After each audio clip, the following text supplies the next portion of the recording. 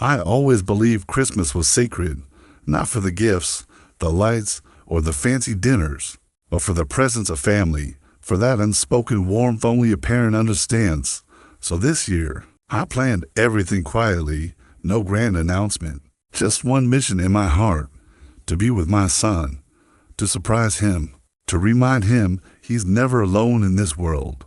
But life, it had other plans. Asterisk, it was a quiet Tuesday morning, cold, with that strange December silence that only winter brings, the kind that wraps around your bones and reminds you how empty a house can feel when you live alone. I had just finished putting away the groceries, nothing fancy, just soup, tea, a small ham I planned to cook for Christmas. Even though I already knew it would just be me at the table, still, there was a part of me that held on to a flicker of hope, that same flicker I've held on to for years.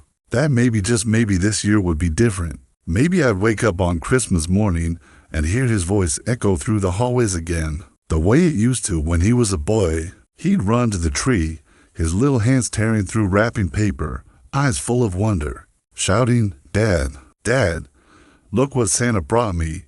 I sat down in the kitchen, my old chair creaking under me, and stared at the phone for a long while. I didn't want to call him. I wanted him to call me, just once, just to say, "Hey Dad, you coming this year?" But that call never came, and I told myself not to take it personally. He's a grown man now. He has his own life, work, friends, responsibilities. God knows I had plenty of them when I was his age. Still, something inside me, the father in me, couldn't let go of the need to hear his voice. So I picked up the phone and called. He answered after a few rings. His voice was sharp, fast, and tired. The kind of voice people have when they're in the middle of something more important than talking to you. "Hey Dad, what's up?" he said. I smiled, even though he couldn't see it. "Not much, son. Just checking in. How you doing?" There was a pause, and then the clicking of keys on a laptop. "I'm okay. Busy. Got a few deadlines this week." I nodded, though I knew he couldn't see that either. "Yeah, December's always hectic." He didn't respond to that, just silence on the line. So I cleared my throat and tried again. "Was thinking I might come out your way for Christmas this year, surprise you, maybe cook that casserole you like." And then it happened. The moment everything shifted. There was another pause, but this one was different. He didn't sound busy anymore. He sounded confused, caught off guard, and then he said it. "Oh, I wasn't expecting you this year, Dad. You don't have to come.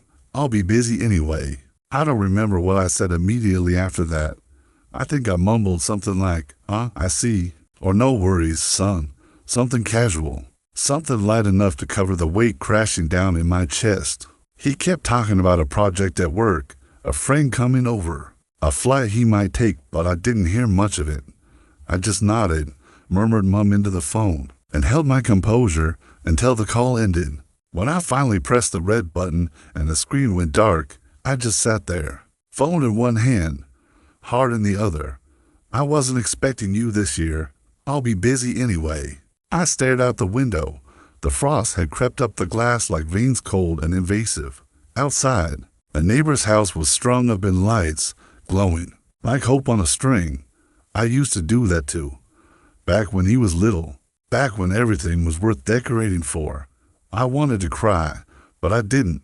Maybe I've run out of tears, or maybe there's a part of me that believes fathers aren't supposed to break down. We just absorb, endure, carry dot. But that night, I did something I hadn't done in a long time. I pulled out the old photo albums, the ones with bent corners and faded edges. I flipped through them slowly, page by page, memory by memory. There he was at 3 years old, hugging a teddy bear twice his size. At 6, wearing a Santa hat and holding a candy cane like it was gold. At 12, arms crossed, pretending to be too old for carols, but secretly loving every moment. I remembered how I used to save all year just to buy him one special gift, how I worked late shifts through snowstorms, how I pawned my own coat once so I could buy him a bicycle he wanted more than anything. "I wasn't expecting you this year." The words played over and over in my head like a cruel joke. Not in anger, not in blame, but in heartbreak, in confusion, in the kind of quiet ache only a parent can understand. Because you never stop being a parent, even when they grow up, even when they stop calling, even when they forget all the things you never forgot. You still remember the birthdays you stayed up baking cakes for, the nights you held them through fevers, the scraped knees, the bedtime stories, the first heartbreaks.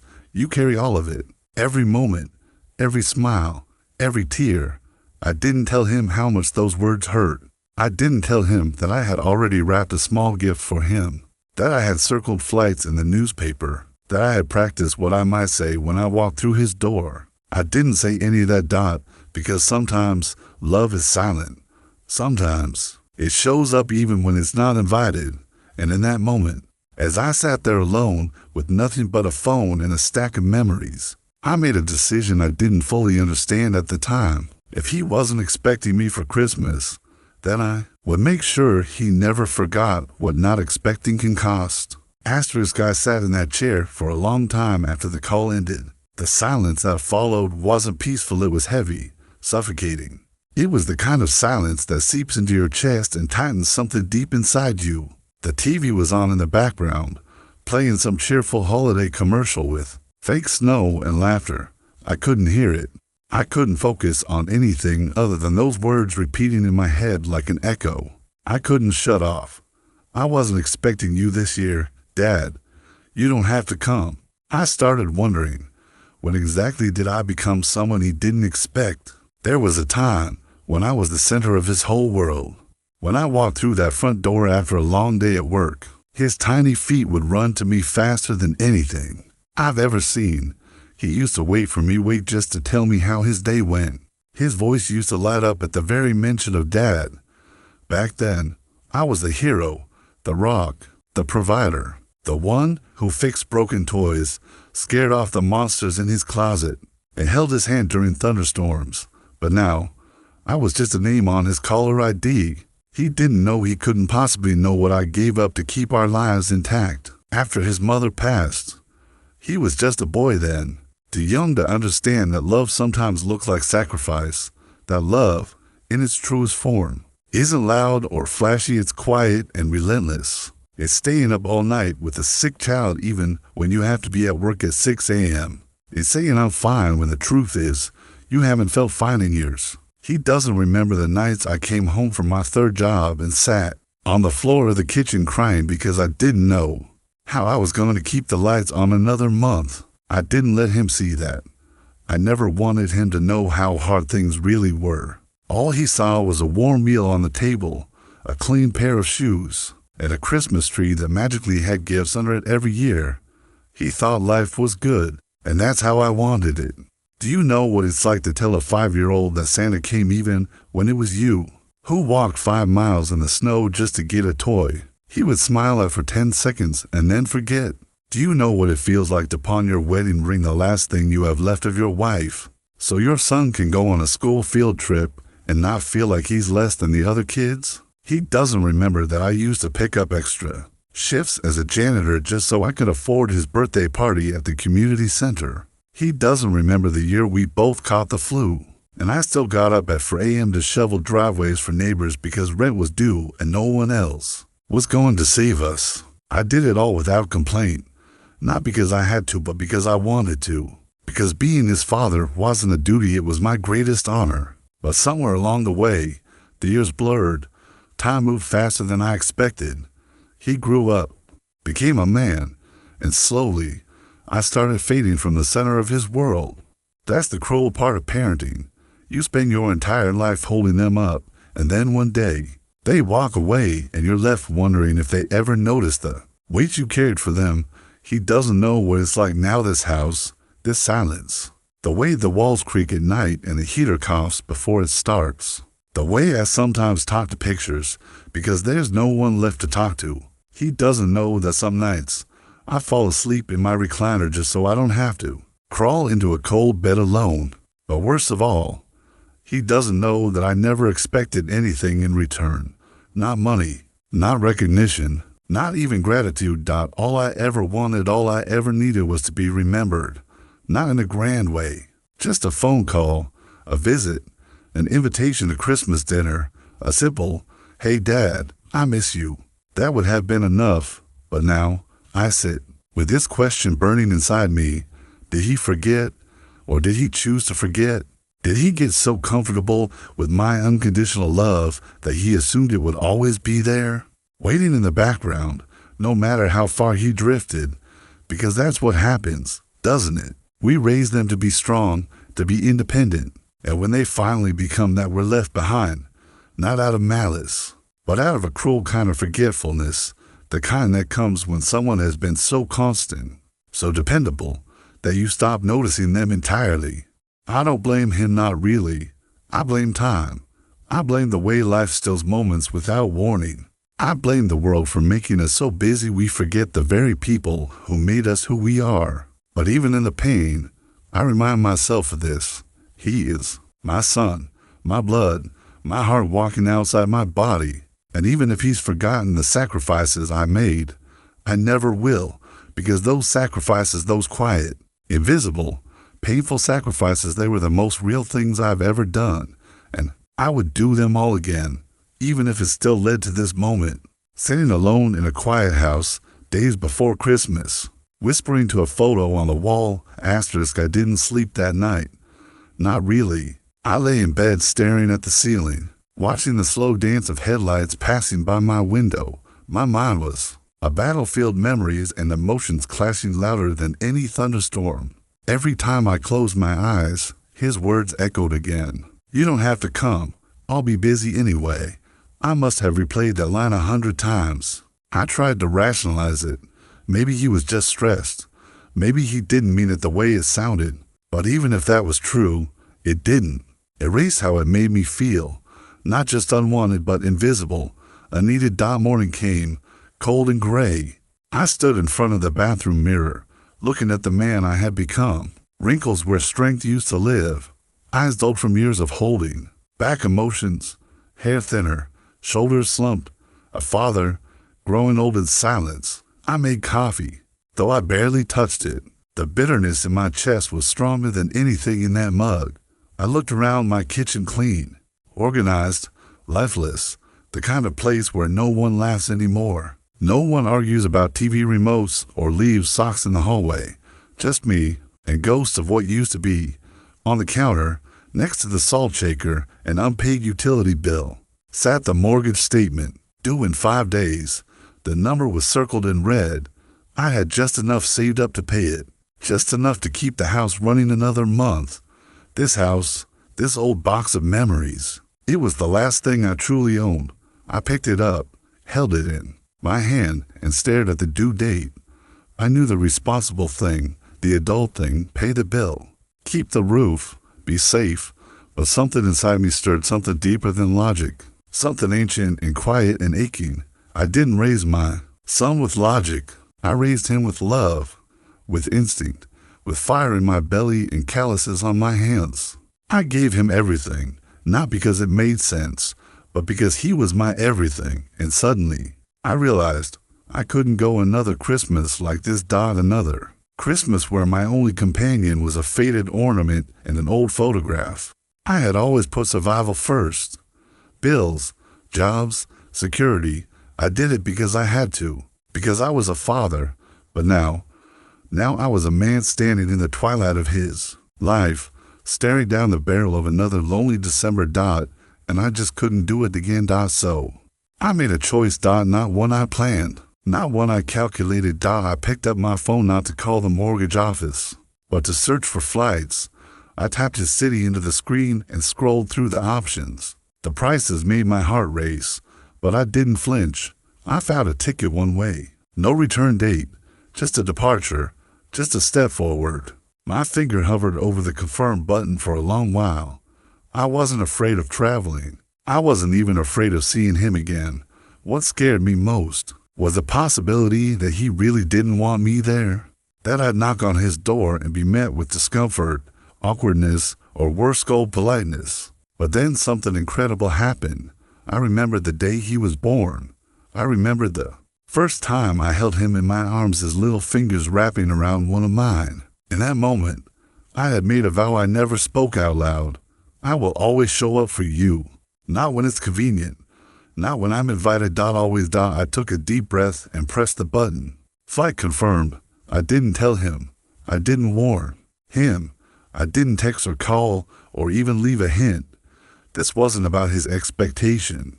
It was about my promise. For once in my life, I was going to choose love over fear. Presence over pride. Yes. I canceled the mortgage payment. Yes. I risked the only thing I had left, but I had to. Because what good is a roof over your head when there's no warmth inside it?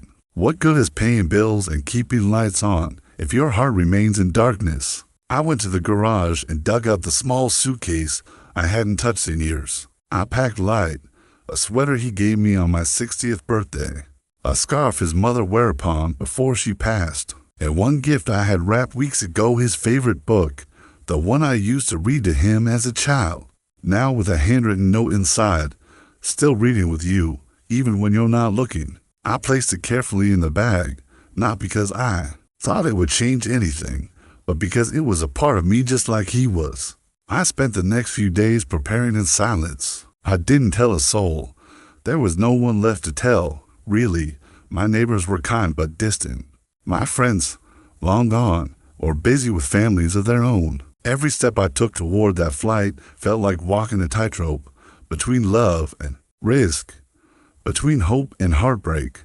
But I kept going, because sometimes silence is where the biggest decisions are made, not in yelling, not in confrontation, but in a quiet kitchen, with a man holding a mortgage bill in one hand and a suitcase of memories in the other. And in that silence, I chose not comfort, but courage. The day finally came, December 25th. The air in his city was different, colder, brisker, louder than my quiet little town. But it didn't matter. I didn't come here for the weather or the lights. I came for him, for a moment, for a connection I feared was slipping away. I stepped off that plane with nothing but a small suitcase, trembling hands, and a heart full of hope and fear. The airport was bustling. Families reunited in bursts of joy, fathers hugging daughters, grandmothers holding babies, lovers wrapped in long-awaited embraces. I watched them, a spectator to the very thing I craved. But my reunion would be different. There would be no one waiting for me, no arms stretched wide, no smile across the terminal, because he didn't know I was coming. That was the point. It wasn't about fanfare. It wasn't about being welcomed. It was about showing up even when you're not expected. I hailed a cab and gave the driver his address. Every mile closer, my heart beat faster. I looked out the window, watching the city blur by. The streets were dressed in garlands and blinking lights. Couples strolled hand in hand with shopping bags. Children in bright red coats licked candy, canes, and skipped beside their parents. For a moment, I imagined him as a boy again, sitting beside me in the back seat, face pressed to the glass, pointing out reindeer decorations and asking if we were close to the North Pole. I smiled at the memory. Then it faded as the cab pulled into his street. His building was tall, modern, cold, looking like something out of a catalog. No wreath on the door, no lights in the window, just steel and glass and silence. I paid the driver, took a deep breath, and stood outside the front door, gripping the small wrap gift like it was an anchor keeping me from drifting away. My fingers trembled not from the cold, but from the weight of what was about to happen. I had played this moment out in my mind so many times. How I would knock, how he would answer, how our eyes would meet. And what I feared most was that there'd be no warmth, just surprise, awkwardness, a strained smile. But I knocked anyway, once, twice. Then I heard footsteps. A shadow moved behind the glass. The lock clicked. The door creaked open. There he was, my son, older than I remembered, tired looking, slight, stubble on his face. He was wearing a hoodie and holding a coffee mug. His eyes skimmed me for a moment before widening. Dad. He said it like a question, like I might disappear if he blinked. I managed a smile. Merry Christmas, son. For a second, everything stood still. No sound, no movement. Just the two of us standing on the edge of something unspoken. Then, His eyes began to glisten. He stepped back instinctively, unsure whether to hug me or speak or just breathe. I stepped forward gently. I know you weren't expecting me. I couldn't spend another Christmas away from you. He swallowed hard and stepped aside. Come in. His apartment was clean, modern, lived in, but impersonal. The TV was on in the background, some Christmas movie playing to no one. A small artificial tree sat in the corner, undecorated. There were takeout boxes on the counter, an unopened bottle of wine. One empty chair. It hit me then. He hadn't invited anyone. He hadn't decorated. He hadn't cooked. He was alone, just like I was. And maybe he had told himself he didn't care, that Christmas was just another day, that work or errands or sleep would fill the void.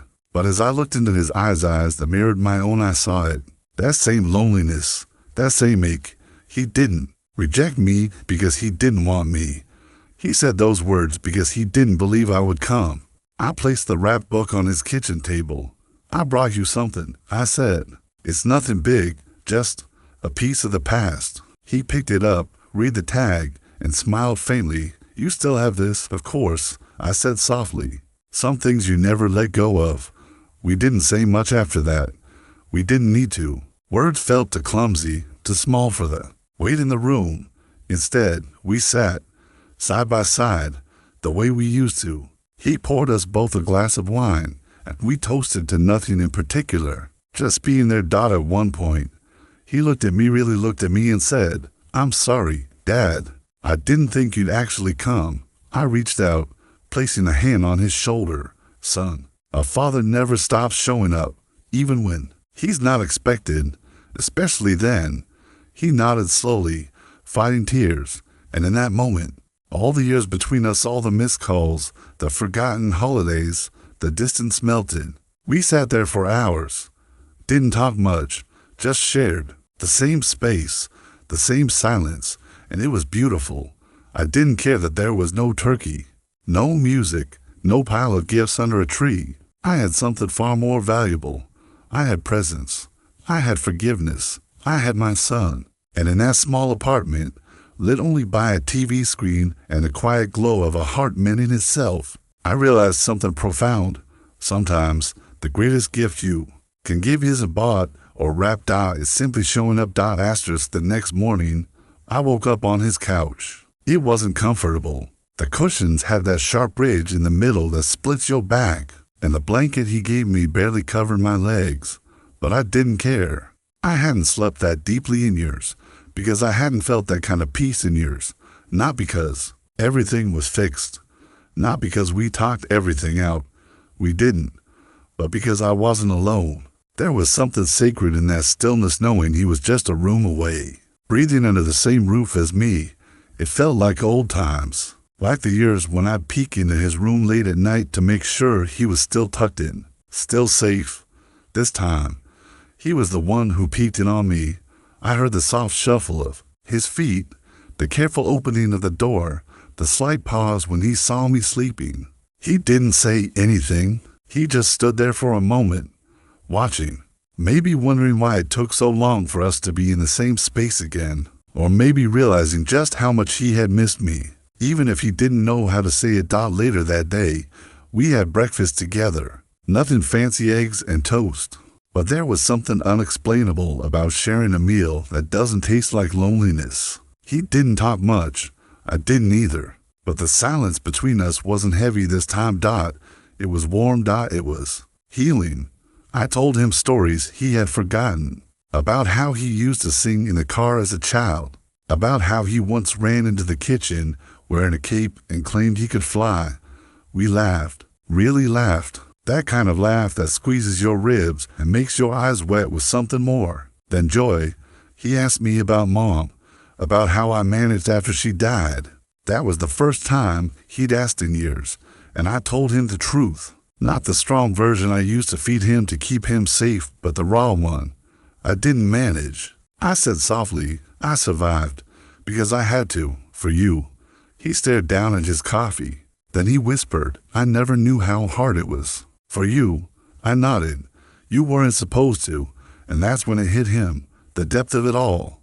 The years he spent growing up thinking life was stable when behind the curtain, I was crumbling just to keep the foundation steady. The nights I chose to go hungry so he wouldn't see an empty plate.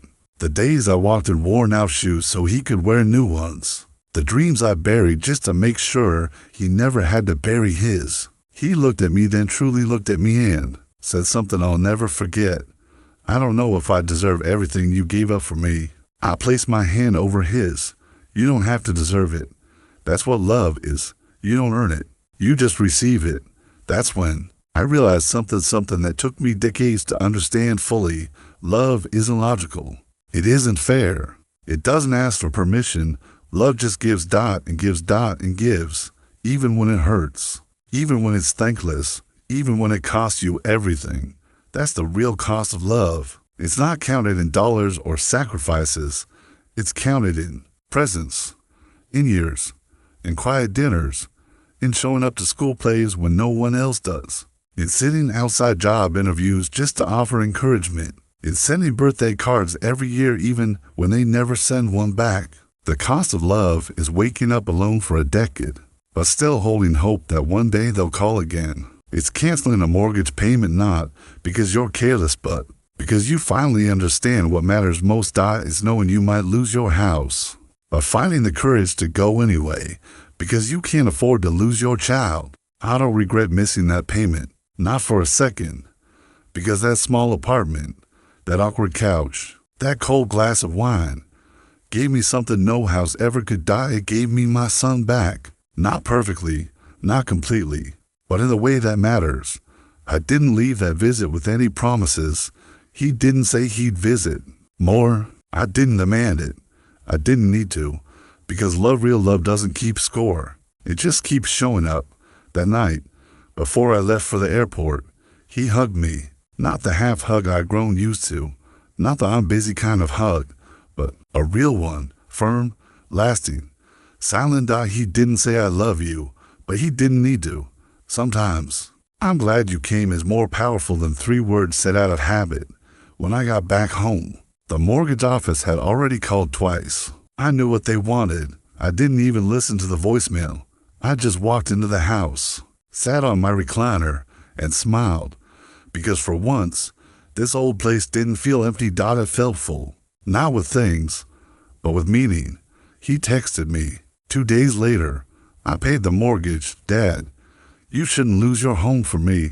I should have invited you. I'm sorry. I stared at that message for a long time, and I realized something else. Sometimes, love needs a jolt to remember itself. Sometimes, you have to give something up to gain back what you lost. And sometimes, a father must take one final leap, not to teach a lesson, but to remind a heart what love really looks like.